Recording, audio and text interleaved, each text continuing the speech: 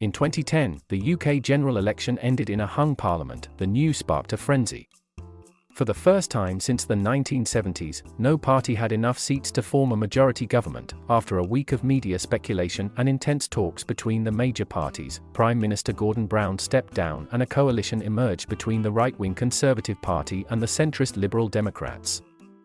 Such a speedy turnaround is a novelty in Europe. Germany held elections on Sunday, with the center-left Social Democrats claiming a narrow victory. Experts now think it could take months for the country to work out a coalition government.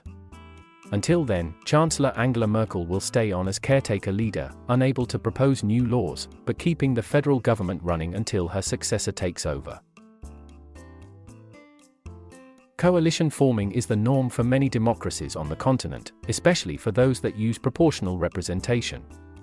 This system allocates seats in parliament according to the number of votes cast for a party. This is different to first past the post, used for UK national elections. Under that system, the candidate that gets the most votes wins the election, even if they aren't picked by a majority. Germany meanwhile uses a mix of both those two to decide the makeup of their parliament. But forming a coalition isn't easy. The Netherlands is still wrangling over its government after elections in March, while its neighbor Belgium holds the world record for longest time without a government, with negotiations dragging on for 541 days after elections in June 2010. Dr. Brandenburg explains that in Germany there is no formal system for creating a coalition.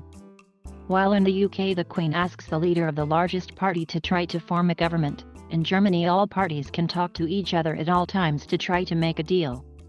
It's actually quite a messy process, he said. But he says he finds it irritating when coalition negotiations are framed as horse trading or the result of dodgy backroom deals. Parties draw up coalition contracts based on their political manifestos and compromises with other parties, consult their membership, and all sides then sign up to the deal. It's the normal thing in all PR systems with many parties and coalition governments, he said. Parties set out, this is what we want, and then it's a question of finding acceptable compromises on these things. Presenting it all as horse trading, I think it's very negative phrasing. That said, it won't be easy. Germany is used to coalitions between two parties, but not three or more. A poll published on Monday said only 37% were satisfied with the outcome of Sunday's election, with 58% saying they were less satisfied or not at all satisfied with the result. Speaking to German public broadcaster ZDF, Green Party co-leader Robert Habeck said they needed to see how well they get along with the Liberal Free Democratic Party. This is a sign of adult politics, he said, adding that both sides needed to create a space of trust. Following Germany's last election in 2017, it took 6 months to form a new government, after talks between different parties collapsed. Mr. Habeck said those negotiations were an example of how not to do this.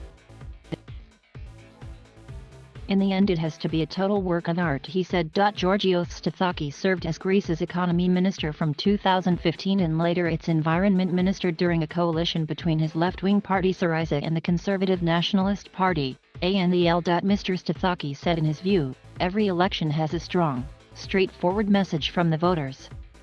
Germany's voters on Sunday gave the message that politicians need a government of the center, with support spread out across the political spectrum. It's impressive that on election night the leaders of the parties were on TV, already discussing the message, he said. It's very impressive that this culture has been started practically, the way parties work, the way they have to go ahead on the next day, find a solution and form a government. Thank you for watching.